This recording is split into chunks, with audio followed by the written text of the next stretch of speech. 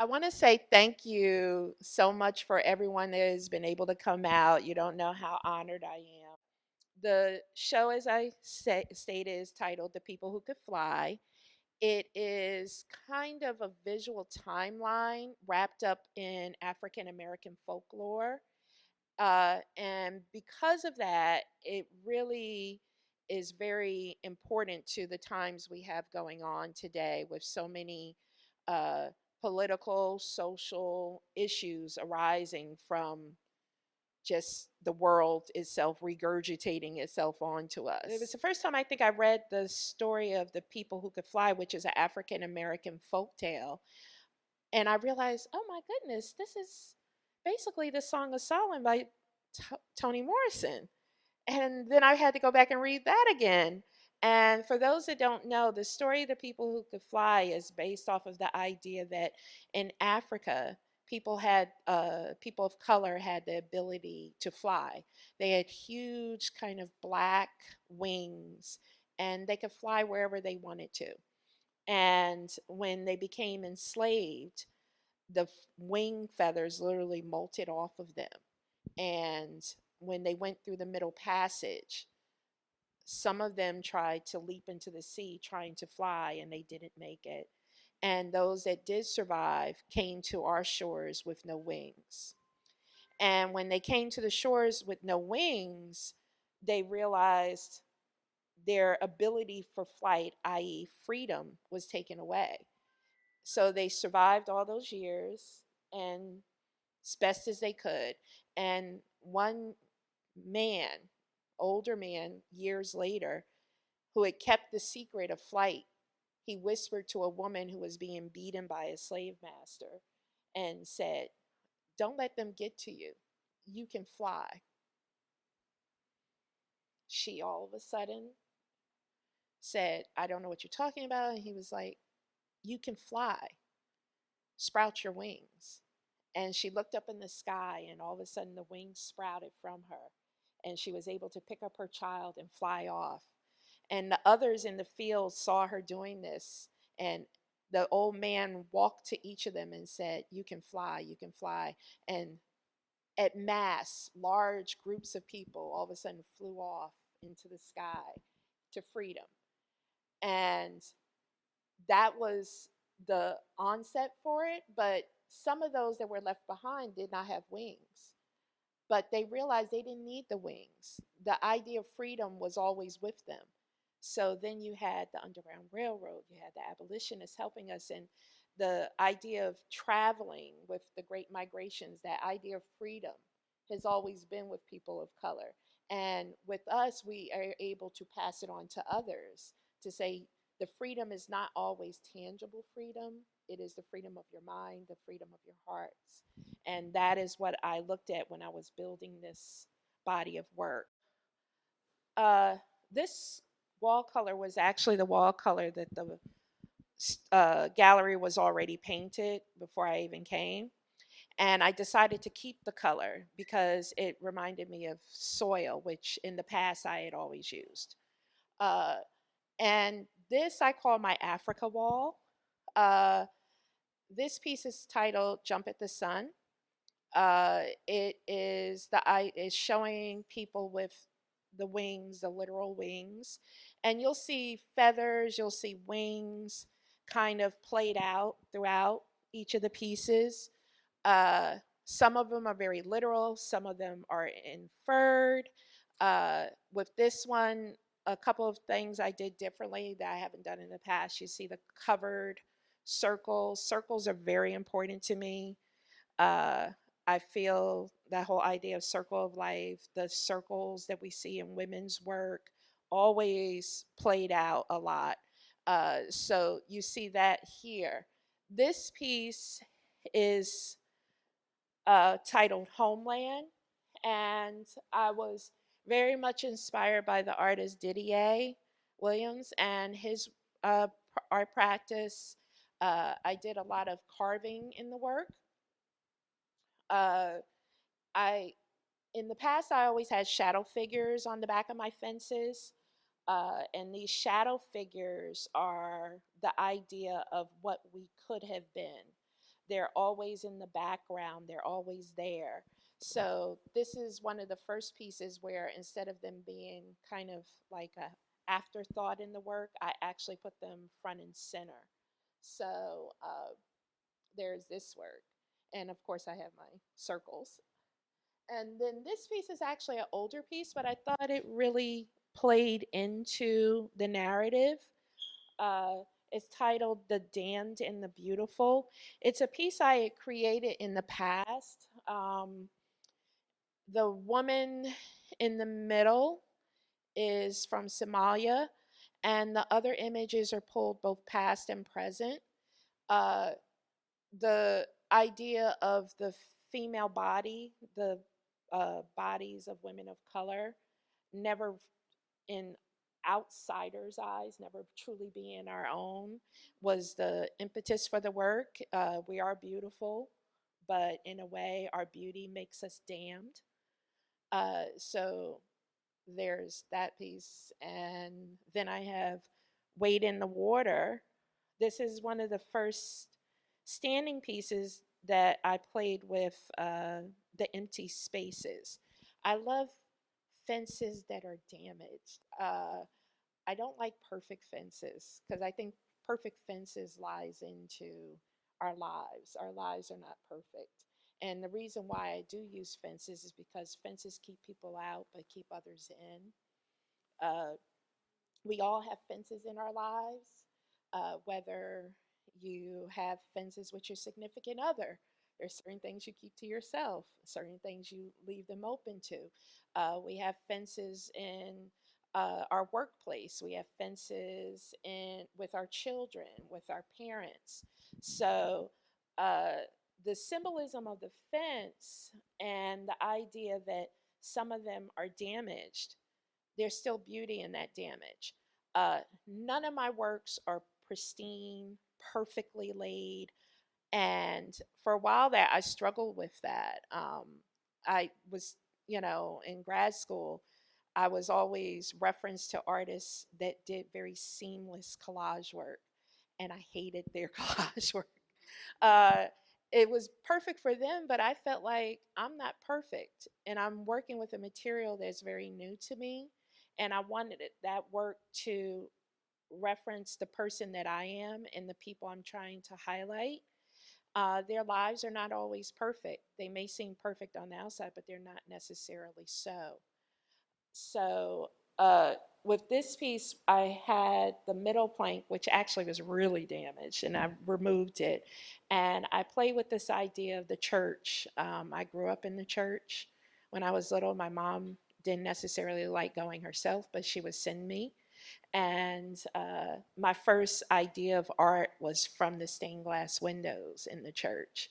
So I played with this kind of faux stained glass image.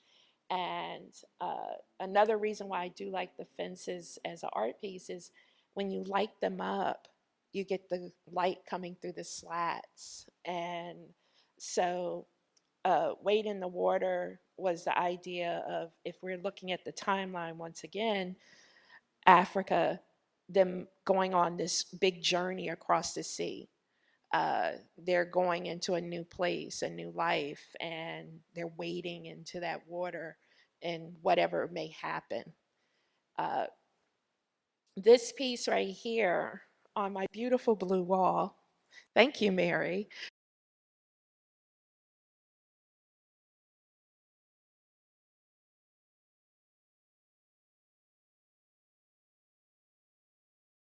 Once used to have flight, once again tying in the narrative of the folk tale. So this piece, if you look closely, you'll see the details of wings with the torn colors of paper layered in the background. And I have my family in the piece. So this is my great grandmother. This is my grandmother. And down here is my mother. And uh, uh, the other day, someone was asking me, why did I make my mother so small? And my son can tell you, my mother, she was the type of person, if you gave her a chance to talk, she was like me, she'll never stop. But when she kind of makes herself small and helps everyone else, and she'll be like, "No, it's all right. You baby, you go ahead and do what you got to do." And she's passed on, but just like my grandmother always showed up in a lot of my pieces, now she's started showing up in a lot of my work because she's always there with her voice on my shoulder. Another person in here, this is an image of Emmett Till. And that is actually an image that a lot of people don't see. It was from 2 summers before he was killed. And it's actually in the same place with his cousins, the original image. And I put the iconic I Am a Man from the Union strike right next to him because he did not have that opportunity to become a man. And then I have Henrietta Lacks, also bringing in the idea of flight. I have Bessie Coleman and uh, a Black Panther Party member, and who else? Gloria Richardson and MC Light because I love my music. Uh, and the MC Light image was her in a group from a protest rally against apartheid. So, once again, all of these people, all of these parts of our community, all were people who survived in spite of. So, me putting them all together with this woman from Madagascar, um, and I used her specifically because when I was going through my catalog of images, I was looking for a woman from Africa that had the same features as my great grandmother and my grandmother. And I saw her mouth very much resembled my family and myself. So I have to do my 23andMe and maybe related. We'll see. Uh, so we have the ocean. Then we bring to the piece that most of you have seen by now. This is Promises. Uh, Promises is the idea of the promises that were promised to us during Reconstruction, the promises we were expected to have, and we were not always given that opportunity to have fulfilled, uh, and the chance that some of us did take. This couple here, this man, I can't remember his name escapes me right at the moment, but he actually was given a plot of land to sharecrop, and he eventually was able to buy other plots of land and push that and push that, and he ended up becoming a mogul and becoming a politician in his community. So he took the opportunities that were given and ran with it. So he is the embodiment of the promises that were given during Reconstruction to those recently freed slaves. I also have the little old man from the fairy tale in here, and that's kind of him with his wings kind of hidden. And then once again, we still have the wings. Uh, the man who ended up finding his own way, he does not have wings because he doesn't need to show his wings. He got his freedom. So, yeah. And then we have the griot. Uh, my standing fence pieces came from grad school. Uh, Originally, I wanted to make all the pieces on the wall, uh, traditional 2D art. And I don't know if it was Marjorie or somebody, a bunch of my mentors were like, well, why are you messing with fences and they ain't standing up? And I said, how am I going to do that? And they said, figure it out.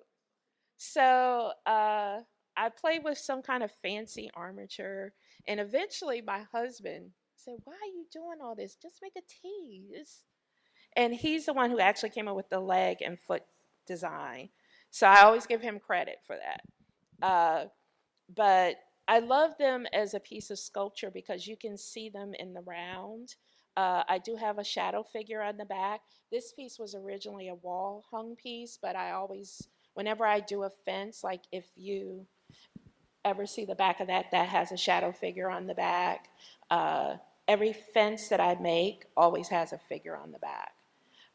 So always with the idea that one day it may be standing. So the griot in um, Africa is the story keeper. She keeps all of our histories. She tells all of our histories. She holds everyone's story, their narrative. And the thing in my visual narrative of how we became where we are at right now is we always had that griot telling us the stories, holding those narratives, the same narratives that are being taken away from us. And if you think about it, the government can take away all they want, but we're all here and we all have our own stories and we all can pass it on to our children and our grandchildren and our friends and our family. They can't take that away. For hundreds of thousands of years in Africa, these were the people that kept their stories. They didn't write them down, they didn't have them on little cards, they didn't have a library, but they kept the verbal stories and they still kept them until someone was able to write them down. So they can take away everything else, but they can't take away our voice. So the thing about the griot is you always have one, that one person that wants to sit at the knee and get the stories. And here I have the one child who is sitting getting that story. And she'll be a griot one day. She will pass on the stories. So, and so I bet you all are wondering why the striped wall. I decided on the striped wall because this is about the Great Migration. That is the title of this piece here. And I wanted something to kind of resemble the walls that you would see if you were coming from the south to the north. If you were coming from the south to the north, you went from walls that looked like they were wood based, log cabins, shacks, shanties, to Bronzeville walk ups, to walk ups in Newark and Chicago and New York and Harlem and Brooklyn. And most of those, the wallpaper would be brocade or tapestry or pinstriped like this. So I thought I wanted to set something up so it kind of looked like these people literally just got here from wherever they came from and they're unpacking, they're packing, they're taking all their own items, their luggage, and kind of figuring out where they're going to be. Uh, I use this iconic image of the Abbott family and who came into Chicago from the South. And I also have in the image a picture of the Newark train station, the train station in Chicago. I have my deuce and a quarter. I have used the techniques of the gouging in the wood, the mark making with pen and ink, and of course my orbs. I'm kind of borrowing styles from a couple of other artists, Sam Squirewell, Didier, uh, but the thing I liked and was, I guess, the biggest challenge with this was what flowers to use. Now, flowers I put in also because of my mom. She was a big aunt. She loved her gardens, and her favorite flower was dahlias. Mine are sunflowers. That's why they're over there on the table. Uh, but she didn't always have dahlias out because they're expensive. But in this show, you'll see a lot of poppies. So, anyone seen Wicked? Okay, so if you've seen Wicked or Wizard of Oz, you know they go through the field of the poppies, and the idea of poppies will make you sleepy. Uh, we're right now sleepy. We're in the world, we're sleepy because the poppies, the politicians, the powers that be are telling us things that are making us numb to what really is going on. And they're beautiful or they're charismatic, but those who know. So you'll see a lot of poppies within the show. Uh, the luggage, uh, don't ask me where I got it from. Some was donated, some was borrowed. Uh, the luggage has some collage images on it. I have everyone from um, Kathleen Cleaver to Shirley Chisholm, Robert Abbott, the uh, founder of the Chicago Defender, who brought a lot of people from the South to the North. I have my mother in law on some Ugandan cloth, bark cloth, and I have my mom's purse. Uh, Once again, trying to set up this idea of placement. And if you look in the trunk, you'll see a bunch of books. If you haven't read any of those books in the trunk, I strongly advise you all to pick them up. Everything from Parables of the Sower to Toni Morrison's Beloved to Langston Hughes or Neil Hurston. Uh, you name it, I have it in there. And of course, The People Who Could Fly. Uh, I have here a gate. Uh, it's the first standing piece that was heavy. Believe it or not, most of these fences that are standing are very light. This is heavy because it still has the gate armature on it. The piece is titled Gated Communities, and Gated Communities is about everybody coming together and how, even though the Black community is always trying to be unified, we still have our own divisions. So I have a lot of the reasons why we have those divisions, whether it's colorism, whether it's uh, wealth, uh, education, crime, you name it, it's all in there. And once again, my mom is in there. She's right in the middle, really tiny, right here. Uh, and I have the shadow figures kind of dancing in between.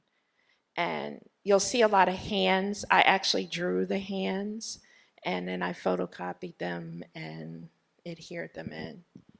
And I think this is an older piece, and it took me a lot longer to create, mainly because it has so much layering uh, versus most of my others that don't have.